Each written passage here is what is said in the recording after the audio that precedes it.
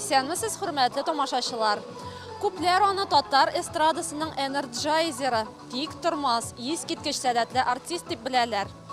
Ә сәхнәдән кала гадәти тормышта нинди икән ул? Кайбер серләрне сезгә дә ачарбыз. Бүгенге сәхифәбезнең кунагы Әлмәт егете Мөнир Рахмаев булыр. Күзләрең, күңелем назлады, ай буе нур сида сулы йөзләрең. Сагышка бирешмә, ишүкә керешмә, мин бит сөям сине генә. Ал, нәфис күңелең аслан, минем тик сиңа дигән илас кисләрем. Бәләкәй чагыннан ук Мөнирнең энергиясе ташып торган. Еллар узган саен бу көч тагын да арта гына бара. Сикреп бии, җырлый, сәхнәдә бер туктаусыз хәрәкәтләнә ул. Концертлардагы чыгышына карасаң, ул ниндидер тылсымлы көчкә ия дигән фикергә киләсең. Үзенә генә хас булган стиле белән тамашачыларның күңелен яулый ул. Яраткан җырчыларын тыңларга алар бу юлы да җыелышып килгәннәр. Җатыда шуй, үзе шуй. Әлмәтнеке булгач бигрәк тә шуй. Бигрәк яшьләр шулай күбрәк булсыннар.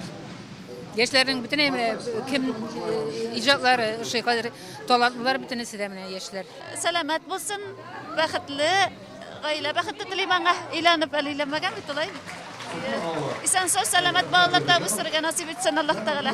Мөнир абыйга мин тагын Әлмәткә килергә телим. Килсен тагын.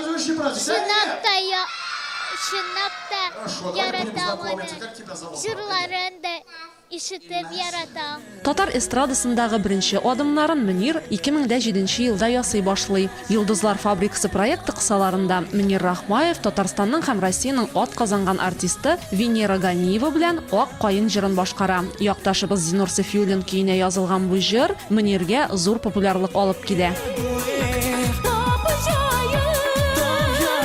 Яхшылык эшләдә суга сал, кеше күрмәсә балык белер диләр халыкта. Бу әйтем нәкъ Мөниргә туры килә. Моңлы тавышлы, бар яктан да уңган булган җырчының күңеле киң.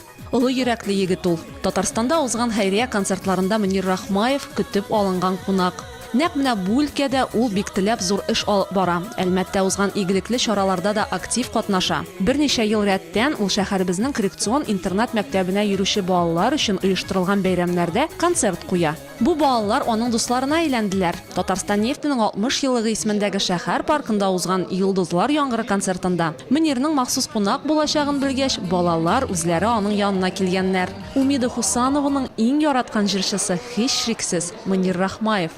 Мин бик шат күрдем балаларны, без алар белән ел сайын күрешәбез, по крайней мере тырышабыз күрешергә. Һәрбер яңа елдан соң инде без күрешәбез, киләбез аларны котларга, кыш бабай килә, аларга бүләк бирә, мин үзем дә җырлыйм, әзеркән алар белән сөйләшеп дә алам.